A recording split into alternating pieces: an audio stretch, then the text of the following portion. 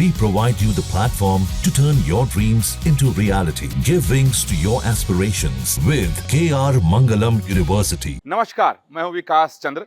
सियासत में आप सबका स्वागत है और आज बात करेंगे एक बार फिर जातीय जनगणना पर और उससे जुड़ी हुई सियासत पर और जानने और समझने की कोशिश करेंगे कि जो एक नई सियासत शुरू हुई है उसके मायने क्या है।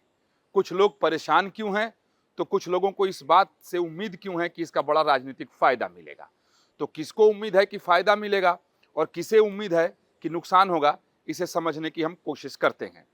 आप सब जानते हैं, इसके पहले भी मैंने एक वीडियो में आपको बताया था जातीय जनगणना को लेकर किस तरह से राजनीति इस देश में चली और एक बड़ा तबका और खास तौर पे आज जो भी पार्टियां विपक्ष में हैं और जो इंडी गठबंधन है, जो कांग्रेस समेत तमाम पार्टियां हैं, उन लोगों की तरफ से लगातार ये मांग हो रही थी कि देश में जातीय जनगणना हो और इसके लिए प्रधानमंत्री नरेंद्र मोदी, मोदी सरकार और बीजेपी को लगातार वो लोग कटघरे में खड़ा कर रहे थे। तो उस राजनीति को खत्म करने के लिए मोदी सरकार ने इस बात की घोषणा कर दी कि इस बार जो जनगणना होगा वो जातीय जनगणना ही होगा।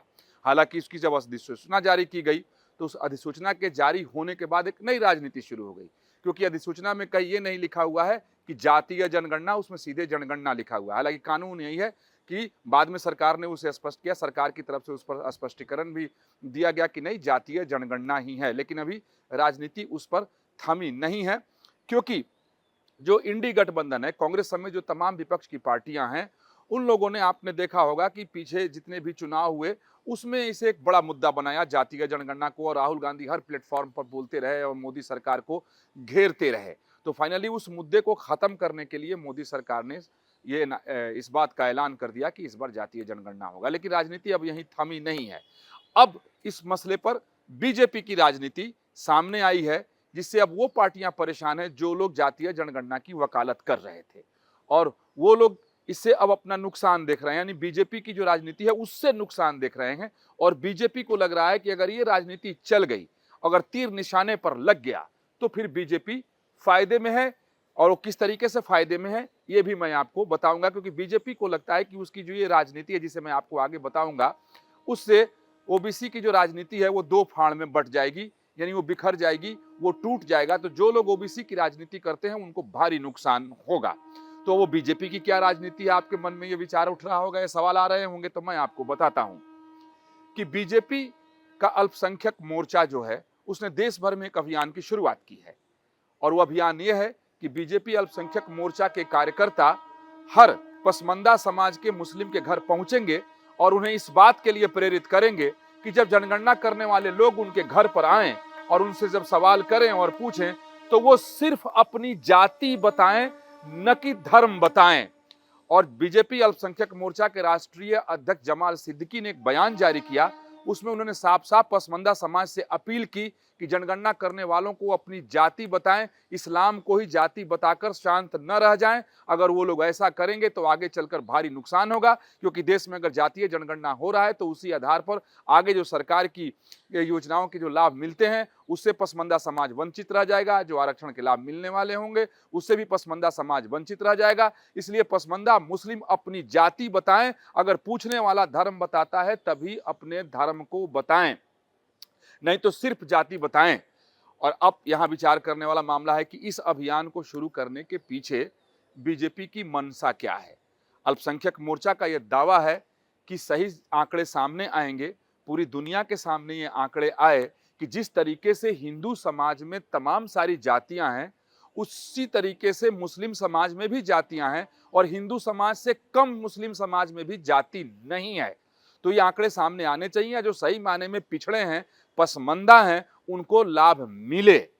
तो ये बिल्कुल सीधी सी बात है, साफ सी बात है, और इस बात की वकालत सब लोग करते हैं, और इस मुहिम से ये समझ में आ रहा है। लेकिन पीछे की राजनीति क्या है वो मैं आपको बताता हूं। पीछे की राजनीति जो बीजेपी की ये है कि जो लोग ओबीसी की राजनीति करते आ रहे हैं, अभी भी कर रहे हैं, जो लोग जातीय जनगणना पर अभी भी बीजेपी और केंद्र सरकार को घेरने में लगे हैं, पीछे जितने भी चुनाव हुए, चाहे लोकसभा चुनाव 2024 के रहे हों, उसके बाद के जो विधानसभा चुनाव हुए हों, उसमें जातीय जनगणना मुद्दा बना। राहुल गांधी जा जाकर लगातार बोलते रहे कि हम करा कर रहेंगे, अगर ये बीजेपी सरकार नहीं कराएगी तो जब हम पावर में आएंगे तो कराएंगे। तो उन लोगों को अब एक डर सताने लगा है। वो ये सता रहा है कि अगर मुस्लिम समाज भी हिंदू समाज की तरह जातियों में बंट गया और इस तरीके की राजनीति शुरू हो गई, तो फिर उनकी जो हिंदू समाज की ओबीसी की पॉलिटिक्स है, उसको धक्का लग जाएगा, उसमें दरार पड़ जाएगा और फिर उनकी पूरी राजनीति खराब हो जाएगी।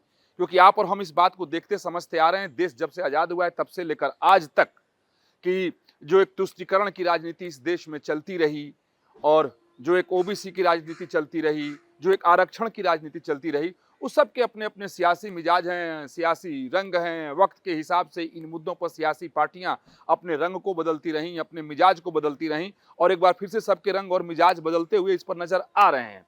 क्योंकि अब जब मुस्लिम समाज की पिछड़ी जातियों की बात होगी और उन्हें जब आरक्षण देने की बात होगी, तो फिर हिंदू समाज की पिछड़ी जातियां जो हैं, जो अभी आरक्षण के सीमा को बढ़ाने की मांग कर रही हैं, जब उन्हें ये लगेगा कि ये तो हमारे ही हक को मारा जा रहा है या आगे मार दिया जाएगा, मुस्लिम समाज के तमाम सारे लोग इसमें शामिल कर दिए जाएंगे, तो हम लोगों के सारे हक मार दिए जाएंगे, तो जो लोग ओबीसी की राजनीति कर रहे थे, जो लोग इस जातीय जनगणना की बात कर रहे थे, तो फिर वो उनके खिलाफ हो जाएंगे और उसका उन्हें राजनीतिक भारी नुकसान होगा। और बीजेपी यही चाहती है और जानकारों का मानना है कि इसीलिए बीजेपी ने इस पसमानदा कार्ड को खेला है और अपने अल्पसंख्यक मोर्चा को आगे कर दिया। और बीजेपी अल्पसंख्यक मोर्चा के राष्ट्रीय अध्यक्ष जमाल सिद्दीकी ने साफ साफ कहा है और इसके लिए बिल्कुल बीजेपी अल्पसंख्यक मोर्चा ने अपना संगठन भी तैयार कर लिया है, मंडल स्तर पर भी, जिले स्तर पर भी, राज्य के स्तर पर भी, राष्ट्रीय स्तर पर भी, कि जो कार्यकर्ता घर घर जाएंगे पसमानदा मुसलमानों को और उन्हें इस बात के लिए प्रेरित करेंगे कि अपनी जाति बताओ, कि अगर मिरासी हो तो मिरासी बताओ,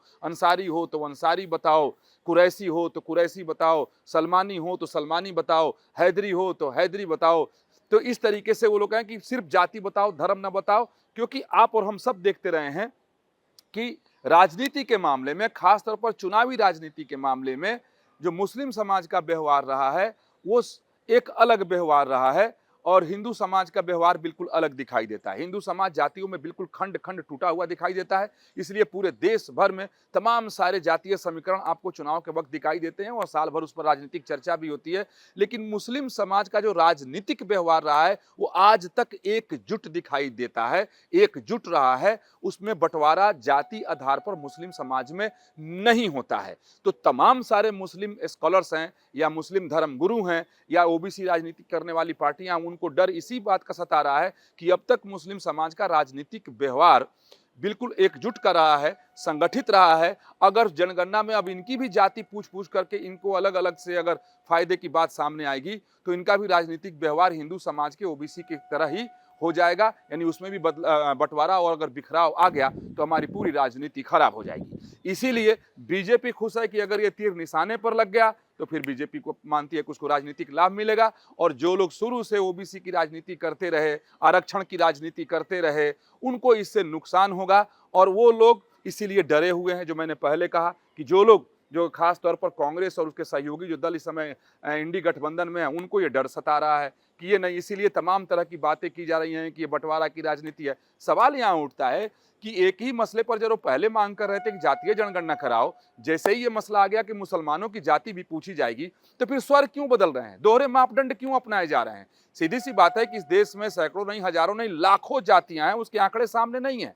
जबकि इस देश में आरक्षण का नाम जाति के आधार पर मिलता है। इस देश में अगर तमाम सारी सरकारी योजनाओं का लाभ वर्ग के आधार पर मिलता है कि एससी कौन है, एसटी कौन है, ओबीसी कौन है, उसके आधार पर मिलता है। बहुत ही कम ऐसी योजनाएं हैं जो आर्थिक आधार पर हो। मंडल कमीशन लागू इसी आधार पर किया गया, यानी समाज के आधार पर किया गया। मंडल कमीशन का जो रिपोर्ट है, जो मंडल कमीशन की रिपोर्ट को लागू किया गया, वो कोई सामाजिक आर्थिक गतिविधि नहीं था, वो सब बिल्कुल शुद्ध रूप से सामाजिक गतिविधि के तौर पर लागू किया गया। तो अब वो लोग चिंतित क्यों हैं? तो इसलिए चिंतित हैं कि उनको डर है कि मुस्लिम समाज का राजनीतिक व्यवहार इससे बदल न जाए, कहीं हिंदू समाज की तरह उनमें भी अलग अलग जातियों को लेकर के गठबंधन न खड़ा हो जाए, जिसका आगे चलकर उनको राजनीतिक नुकसान होगा।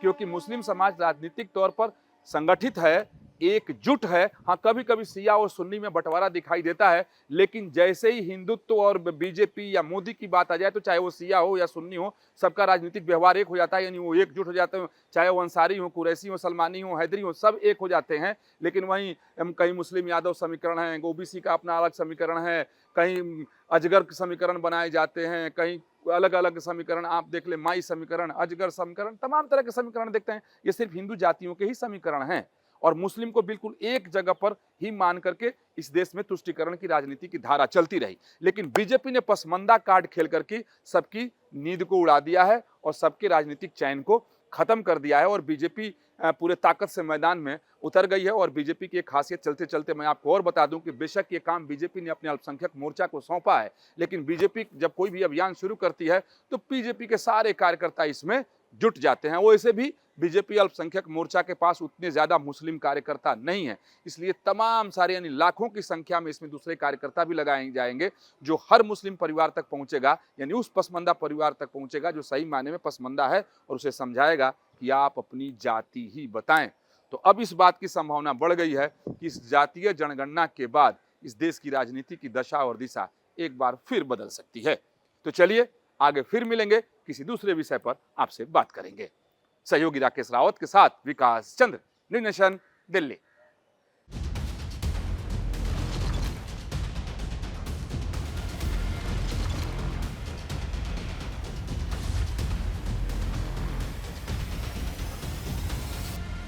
जहाँ भक्ति है हर शब्द में, कथाओं में छुपे हैं दिव्य रहस्य और ज्योतिष देता है जीवन को दिशा। धर्म से जुड़ी हर बातों को जानने के लिए हमारे चैनल स्तुति को सब्सक्राइब करें।